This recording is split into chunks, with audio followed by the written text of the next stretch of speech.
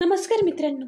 तुमच्यापासून लांब राहणारी व्यक्ती तुमची आठवण काढते का नाही हे आपल्याला आज या व्हिडिओमधून जाणून घ्यायचे. कधी कधी असं होतं, आपण त्या व्यक्तीचा विचार करणं बंद करतो आणि अशा वेळी आपल्या डोक्यात त्याचा विचार नसताना देखील ती व्यक्ती अचानक आपल्या समोर येते.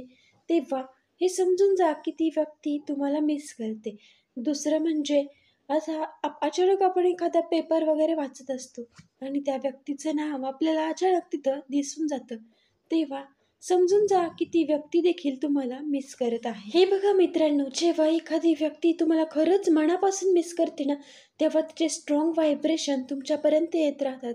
आणि बघा, तुम्हाला अचानक त्या व्यक्तीचा विचार नसतानाही त्या व्यक्तीची कधी कधी तुम्हाला अचानक एवढी आठवण येते. असं होतं कारण ते स्ट्रॉंग व्हायब्रेशन तिकडून पाठवलेले असतात, ते तुमच्यापर्यंत येऊन पोचतात.